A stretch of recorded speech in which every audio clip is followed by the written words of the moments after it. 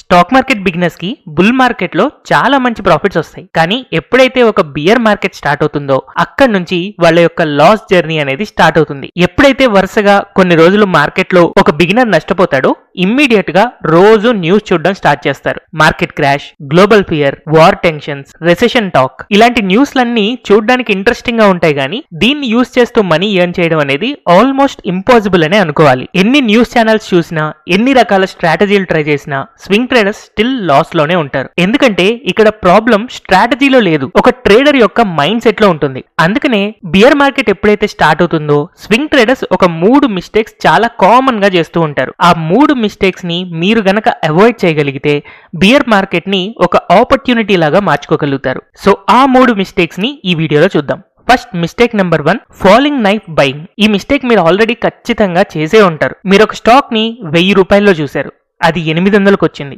తర్వాత 600కు పడిపోయింది, ఇప్పుడు 400 రూపాయల దగ్గర ట్రేడ్ అవుతుంది. ఆల్రెడీ ఈ స్టాక్ 60% పడింది, ఇంకేం పడుతుంది, ఖచ్చితంగా ఇక్కడ నుంచి రివర్స్ అవుతుంది అని 400 రూపీస్ లో బై చేస్తారు. కానీ రియాలిటీలో ఆ స్టాక్ 350, 300 దాకా పడుతుంది. మార్కెట్ లో ఒక రూల్ ఉంటుంది, చీప్ స్టాక్స్ ఇంకా చీప్ అవ్వచ్చు. కానీ ఈ రూల్ తెలియక చాలా మంది సైకలాజికల్ గా ఏం చేస్తారంటే డిస్కౌంట్ లో దొరుకుతుంది కదా, మార్కెట్ రికవరీ అయినప్పుడు ఇది ఈజీగా పెరుగుతుంది అని అనుకుంటారు. కానీ ఇది ఖచ్చితంగా ఒక రాంగ్ మైండ్ సెట్. మరి రైట్ మైండ్ సెట్ ఏంటి?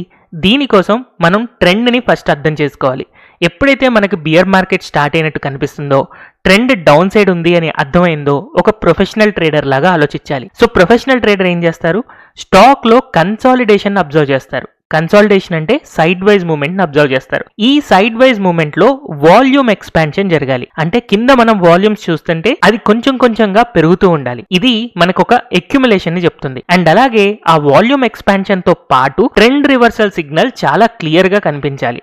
అలాంటప్పుడు మాత్రమే ఆ స్టాక్ ని ఒక ప్రొఫెషనల్ ట్రేడర్ సెలెక్ట్ చేసుకోవడానికి ట్రై చేస్తారు. సో మార్కెట్ లో బిగినర్ ట్రేడర్స్ ఏం చేస్తారు? ఎప్పుడైతే షార్ప్ గా పడుతుందో లోవర్ లెవెల్స్ లో ఇక్కడ ఖచ్చితంగా రివర్స్ అయిపోతుంది అని లో ప్రాబబిలిటీ స్టాక్స్ ని సెలెక్ట్ చేసుకుంటారు. కానీ ఇవే స్టాక్స్ ఇంకొంచెం పడి లోవర్ లెవెల్స్ లో చాలా కాలం కన్సాలిడేట్ అయ్యి వాల్యూమ్ ఎక్స్పాన్షన్ జరిగి ట్రెండ్ రివర్సల్ జరిగి అప్పుడు పెరుగుతాయి. ఈ పెరగడానికి మధ్యలో చాలా నెలల టైం పట్టొచ్చు, కొన్నిసార్లు సంవత్సరం 2 సంవత్సరాలు కూడా పట్టొచ్చు. అందుకనే మీరు ఒక స్వింగ్ ట్రేడర్ నుంచి ప్రొఫెషనల్ ట్రేడర్ గా మారాలి అని అనుకుంటే బాటమ్స్ ని గెస్ చేయడం కాదు, ట్రెండ్ కన్ఫర్మేషన్ వచ్చిన తర్వాత మాత్రమే ఎంట్రీ ఇవ్వాలి అని గుర్తుపెట్టుకోండి. Next mistake number 2, position sizing control లేకపోవడం. బియర్ మార్కెట్ లో వాలటిలిటీ ఎక్కువ ఉంటుంది. మార్కెట్ పడినట్టే పడుతుంది, మళ్ళీ షార్ప్ గా రికవరీ అవుతూ ఉంటుంది. ఇలాంటప్పుడు మనకి చాలా సార్లు ఫేక్ బ్రేక్అవుట్స్ కనపడుతూ ఉంటాయి అన్నమాట. సో బిగినర్స్ ఏం చేస్తారంటే ఎప్పుడైతే మార్కెట్ పడిపోతుందో ఆల్రెడీ చాలా పడింది కాబట్టి ఇక్కడ నుంచి పెద్దగా పడడానికి స్కోప్ లేదు కాబట్టి ఎక్కువ అమౌంట్ తో ట్రేడ్ చేద్దాం. ఎప్పుడైతే మార్కెట్ రికవరీ కొంచెం అయినా సరే మనకి చాలా పెద్ద మొత్తంలో ప్రాఫిట్ వచ్చేస్తుంది అని అనుకుంటారు. రెగ్యులర్ గా 20-30 వేలతో ట్రేడ్ చేసే ట్రేడర్స్ కూడా మార్కెట్ బాగా పడినప్పుడు, ఈసారి పెరిగినప్పుడు చాలా మంచి లాభాలు వస్తాయి అని 1,00,000 రూపాయలు పెట్టి ట్రేడ్ చేస్తారు. ఒకవేళ ఆ బియర్ మార్కెట్ కంటిన్యూ అయ్యి ఇంకొక 20% ఆ స్టాక్ గనక పడింది అని అంటే అలాంటప్పుడు వాళ్ళు పెట్టిన ఆ 1,00,000 రూపాయలకి మళ్ళీ 20,000 లాస్ వస్తుంది. యూజువల్ గా ఆ బిగినర్ యొక్క హ్యాబిట్ ఏంటి? 20,000 తో ట్రేడ్ చేయడం. అయితే నిజానికి అతను 20,000 తోనే ట్రేడ్ చేసి ఉంటే మేబీ 2,000 4,000 లాస్ కనిపించేది. కానీ ఇప్పుడు 1,00,000 రూపాయలతో ట్రేడ్ చేయడం వల్ల దాదాపు 20,000 30,000 లాస్ కనపడుతుంది. దీన్ని ఎమోషనల్ గా ఏ ట్రేడర్ కూడా తీసుకోలేరు. రియాలిటీ ఆఫ్ ది మార్కెట్ లో ఏం జరుగుతుందంటే బుల్ మార్కెట్ ఉన్నప్పుడు మనం ఒక 4 ట్రేడ్లు చేస్తే 3 సక్సెస్ అవుతాయి, 1 ఫెయిల్ అవుతాయి. కానీ బియర్ మార్కెట్ లో 4 ట్రేడ్లు చేస్తే 1 మాత్రమే సక్సెస్ అవుతుంది, 3 స్టాప్ లాసులు హిట్ అవుతాయి. మరి ఇలాంటప్పుడు మనం ఎలా ట్రేడ్ చేయాలి? చాలా సింపుల్ గా ఒక ప్రొఫెషనల్ ట్రేడర్ ఎలా ట్రేడ్ చేస్తారో అలా ట్రేడ్ చేయాలి. మరి ప్రొఫెషనల్ ట్రేడర్స్ ఏం చేస్తారు? వాళ్ళు క్యాపిటల్ సైజ్ ని పెంచుకోరు, తగ్గించుకుంటారు. అంటే బిగినర్ ట్రేడర్ ఫస్ట్ లో 20,000 30,000తో ట్రేడ్ చేసేవాళ్ళు కదా, ఎప్పుడైతే మార్కెట్ పడడం స్టార్ట్ అవుతుందో వాళ్ళు 1,00,000 రూపాయలకి వాళ్ళ క్యాపిటల్ ని పెంచుకుంటారు. కానీ అదే ప్రొఫెషనల్ ట్రేడర్ అయితే 20,000 30,000తో అతను జనరల్ గా ట్రేడ్ చేస్తుంటే బియర్ మార్కెట్ స్టార్ట్ అయింది అని అర్థమైంది అన్నప్పుడు కేవలం 5,000 10,000తో మాత్రమే ట్రేడ్ చేస్తాడు. అంటే తన క్యాపిటల్ ని తగ్గించుకుంటాడు. ఎందుకంటే బియర్ మార్కెట్ వచ్చింది అని అంటే అది survival time, capital protection time. Actual గా ట్రేడింగ్ లో ప్రాఫిట్స్ తెచ్చుకోవడం ఎంత ఇంపార్టెంటో లాసెస్ వచ్చేటప్పుడు వాటిని తగ్గించుకోవడం కూడా అంతే ఇంపార్టెంట్. దాన్నే సర్వైవల్ రూల్ అంటారు. అయితే మార్కెట్ పడుతున్నప్పుడు ఐడియల్ గా ఉండకుండా బియర్ మార్కెట్ లో ఎక్కువ సార్లు స్టాప్ లాస్ హిట్ అవుతుంది అని తెలిసినా కూడా క్యాపిటల్ తగ్గించుకొని చాలా చిన్న మొత్తంతో ట్రేడ్ చేస్తూ ఉంటే బుల్ మార్కెట్ స్టార్ట్ అయినప్పుడు ఈ డిసిప్లిన్ అనేది మనకి చాలా మంచి రిటర్న్స్ తెచ్చిపెడుతుంది. Next mistake number 3, strategy change. ఎప్పుడైతే బియర్ మార్కెట్ స్టార్ట్ అవుతుందో అప్పటిదాకా మీరు యూజ్ చేసిన స్ట్రాటజీ వర్కౌట్ అవ్వడం ఆగిపోతుంది. నేను ప్రీవియస్ ఎగ్జాంపుల్లో చెప్పాను కదా, 4 ట్రేడ్లు మీరు బుల్ మార్కెట్లో చేస్తే 3 సక్సెస్ అవుతాయి, 1 ఫెయిల్ అవుతాయి. వేరాస్ అదే బియర్ మార్కెట్లో మీరు 4 ట్రేడ్లు చేస్తే 1 సక్సెస్ అవుతుంది, 3 ఫెయిల్ అవుతాయి. కాబట్టి మీరు బియర్ మార్కెట్లో ఏ స్ట్రాటజీ యూజ్ చేసినా కూడా ఫెయిల్యూర్ రేట్ అనేది కొంచెం ఎక్కువ ఉంటుంది. అయితే ఈ రియాలిటీని ఎవరైతే యాక్సెప్ట్ చేసి వాళ్ళ క్యాపిటల్ సైజ్ని తగ్గించుకుంటారో వాళ్ళు ఆబ్వియస్గా ఆ స్ట్రాటజీలో కొంచెమే నష్టపోతారు. మళ్ళీ మార్కెట్ రివర్స్ అయినప్పుడు క్యాపిటల్ పెంచుకోవడం వల్ల చాలా ఎక్కువ లాభపడతారు. కానీ నిజానికి బిగినర్స్ ఎవరైనా ఇలా చేస్తారా? చేయరు. ఆబ్వియస్ గా వాళ్ళ క్యాపిటల్ పెంచుకుంటారు, దానివల్ల చాలా పెద్ద మొత్తంలో లాస్ వస్తుంది. ఈ స్ట్రాటజీ వర్కౌట్ అవ్వట్లేదు అని చెప్పి ఇంకొక యూట్యూబ్ వీడియో చూసి కొత్త స్ట్రాటజీ ట్రై చేస్తారు, అందులో కూడా ఫెయిల్ అవుతారు. మళ్ళీ ఇంకొక స్ట్రాటజీ ట్రై చేస్తారు. ఇలాగా స్ట్రాటజీలని కంటిన్యూస్ గా చేంజ్ చేసుకుంటూ వెళ్తారు. బుల్ మార్కెట్లో మీరు ఏ స్ట్రాటజీ చేసినా కూడా వర్కౌట్ అవుతుంది, కానీ బియర్ మార్కెట్లో ఏ స్ట్రాటజీ యూజ్ చేసినా కూడా అది పెద్దగా వర్కౌట్ అవ్వదు. అది రియాలిటీ ఆఫ్ ది మార్కెట్. దాన్ని మనం అర్థం చేసుకుని మన క్యాపిటల్ సైజ్ని గనక తగ్గించుకున్నాము అనంటే ఆబ్వియస్గా మీరు ఏ స్ట్రాటజీని ఫాలో అవుతున్నారో ఆ స్ట్రాటజీలో మీకు చాలా తక్కువ లాసెస్ వస్తాయి. ఒక బియర్ మార్కెట్ ఎప్పుడు రికవరీ అయ్యి బుల్ మార్కెట్గా మారుతుంది అనేది ఎవ్వరికీ తెలీదు. అది జరిగిన తర్వాత మాత్రమే అందరికీ అర్థమవుతుంది.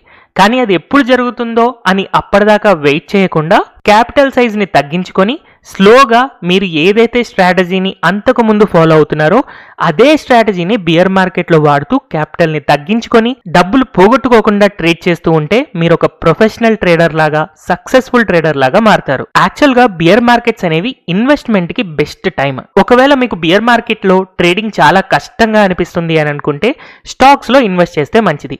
అయితే ఇన్వెస్ట్మెంట్ కూడా ఫ్యూచర్ లీడర్స్ ని సెలెక్ట్ చేసుకోవాలి. సో మరి ఫ్యూచర్ లీడర్స్ ని సెలెక్ట్ చేసుకోవడానికి ఒక సింపుల్ ఫార్ములా చెప్పనా? ఏవైతే స్టాక్స్ బియర్ మార్కెట్లో ఎక్కువగా పడకుండా ఉంటున్నాయో అవే ఫ్యూచర్ లీడర్స్ అవుతాయి. సో ఇదొక్కటి అబ్జర్వ్ చేయండి చాలు. మనకు ఆల్రెడీ బియర్ మార్కెట్ స్టార్ట్ అయింది కదా, ఇప్పుడు ఏవైతే స్టాక్స్ ఎక్కువగా పడకుండా కన్సాలిడేట్ అవుతున్నాయో అవి ఎక్కువ ఫ్యూచర్ లో పెరగడానికి స్కోప్ ఉంటుంది. So back to trading.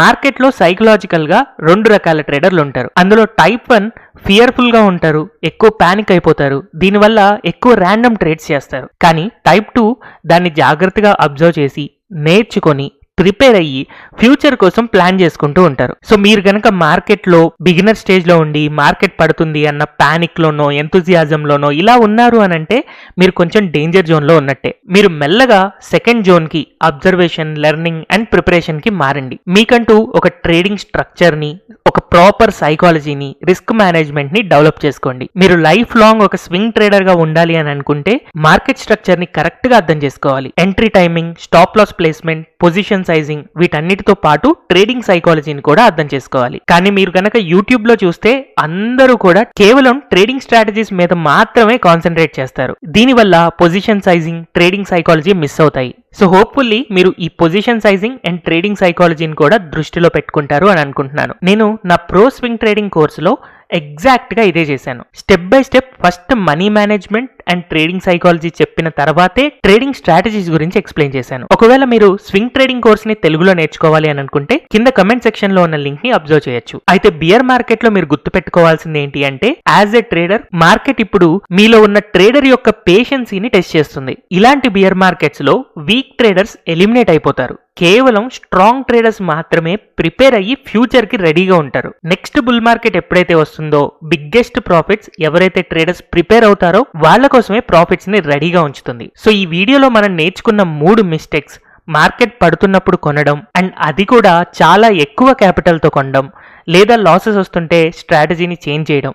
ఈ మిస్టేక్స్ మీరు చేయకుండా అందరూ బిగినర్ ట్రేడర్స్ లాగా కాకుండా మెచ్యూర్డ్ ట్రేడర్ లాగా మారుతారు అని అనుకుంటున్నాను. హోప్ ఈ వీడియో మీకు ఇన్ఫర్మేటివ్ గా ఉంది అని అనుకుంటున్నాను. ఈ వీడియో కనుక నచ్చినట్టయితే don't forget to like, share and subscribe to Telugu stock channel. Thank you everyone for watching this video.